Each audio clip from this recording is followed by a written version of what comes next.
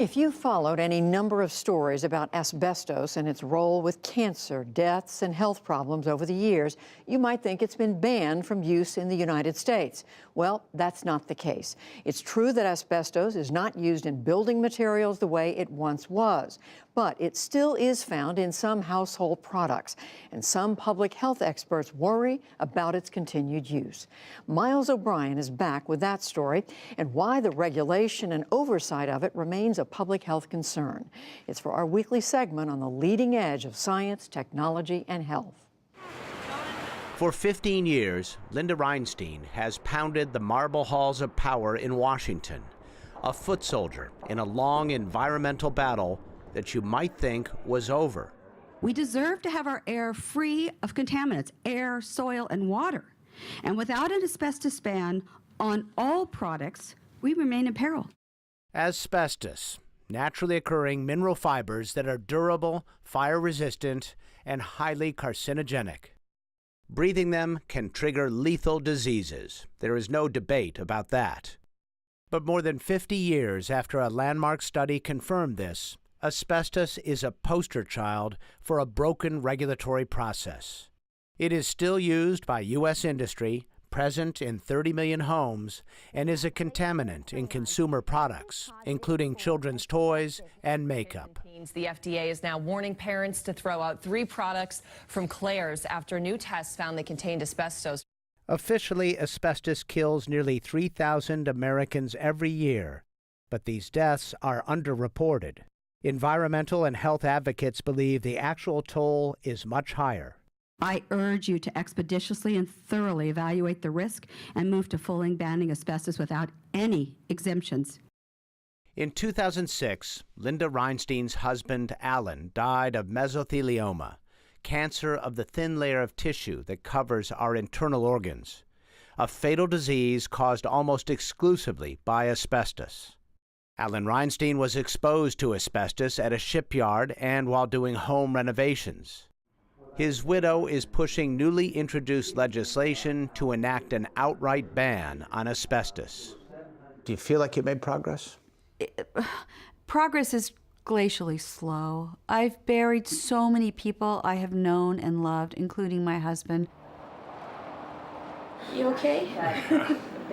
I'm just loopy from the drugs. Yeah. Paul Ziegelbaum is one of those stories behind the grim numbers. When we first met him in December of 2017, he was in the midst of a powerful chemotherapy infusion, 14 years after he was diagnosed with mesothelioma. I'm just hoping that I can get back to a better physical condition to where I can do the things I want to do. And I have no idea whether that's going to happen or not. So that's kind of frustrating. This is just one of more than 50 rounds of chemotherapy and immunotherapy he endured. A former engineer for the space, computer, and utility industries, he believes he was exposed to asbestos at a power plant. This is a carcinogen. It's deadly. It's insidious because the disease doesn't show up for 15 to 50 years after exposure. And it's like there's a blind eye being turned to that, where that doesn't happen with many other carcinogens. Why do you think that is? I think there's decades of industry lobbying behind it. But scientists see a lot of need for urgency. Every time they look at asbestos under an electron microscope, they are reminded of the risks. Brenda Buck is a medical geologist at the University of Nevada, Las Vegas. This little fiber coming off here is quite long and very thin, which is very typical of asbestos fibers. It's strong, it's durable, it's fireproof. Those properties made them an appealing choice in hundreds of household products. At one time, asbestos was marketed as a modern marvel. Oh, it is attractive. Yes, and it'll stay that way, too. That's what I like about it.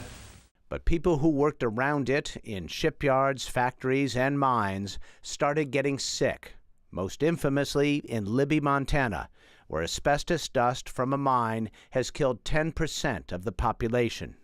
They have these great properties that we can use in materials, but those very same properties is why they're so hazardous in the human body. They don't break down. When you breathe them in, they're pretty much going to stick with you for your lifetime. The human immune system response? Attack the stubborn fiber. But eventually this backfires, creating damage, disease, and eventually death from cancer and a host of other afflictions. So the government started to regulate occupational exposures. They started at pretty high levels, and as more and more science was conducted, we began to realize that we needed lower and lower exposures to prevent disease. In the 1980s, schools across the country scrambled to remove asbestos insulation from pipes and boilers. Then, in 1989, the EPA issued a ban on the manufacturing, importation, processing, and sale of products containing asbestos. But the chemical industry successfully sued to overturn it in 1991. So, in 2016, Congress and the Obama administration enacted an updated Toxic Substances Control Act. The idea? Give the EPA more teeth to regulate asbestos and other hazardous chemicals that remain in the environment. But the march toward a ban came to a grinding halt with the election of Donald Trump. In 2005, speaking as a real estate developer, he told a Senate committee this. A lot of people in my industry think asbestos is the greatest fireproofing material ever made. Trump's appointee in charge of chemical safety at the EPA is Nancy Beck, who came straight from a high-level post at the largest chemical lobbying firm in the country, the American Chemistry Council.